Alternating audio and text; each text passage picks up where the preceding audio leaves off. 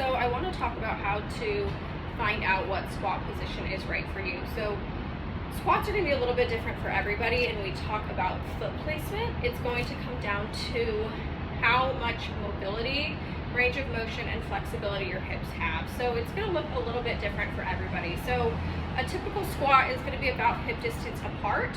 Some people can bring their toes in directly, and some people can keep their toes pointed out. I personally like my toes to be pointed slightly out so that my knees can push away from my body. I have a tendency to cave in my knees, and it's really important to activate the sides of my glutes going into that squat. So again, I personally like to keep my toes pointed out a little bit so that I can get a wider, a deeper squat and really get into the motion of getting down nice and low.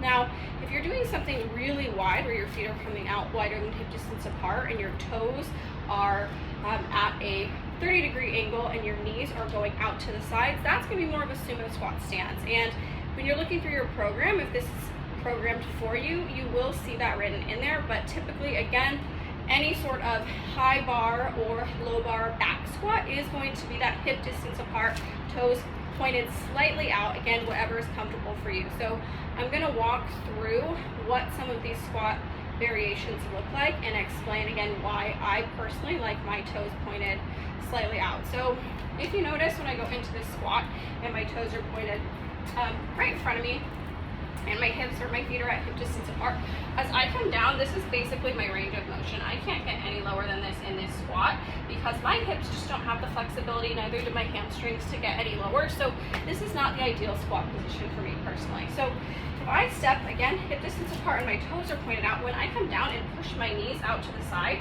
I can get much lower in this squat. So I'm targeting my glutes a lot more, my hamstrings, and I'm still having my knees coming slightly over my toes for that quad activation. So as I stand to the top, I can get, again, back into that nice low squat here and really get a good range of motion. So that is why this position is best for me in a squat. Now, if you're going into something like a sumo squat, again, that's going to be that wider stance, so toes are pointed out much further, and then my knees are traveling down.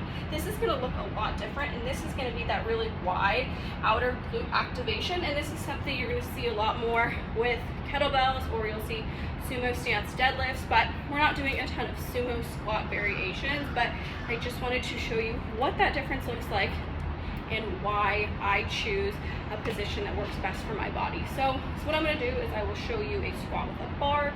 Again, this is what works best for my body. You kind of just have to figure out where that foot pivot feels best for you to get really low in that squat. So let me show you what that looks like.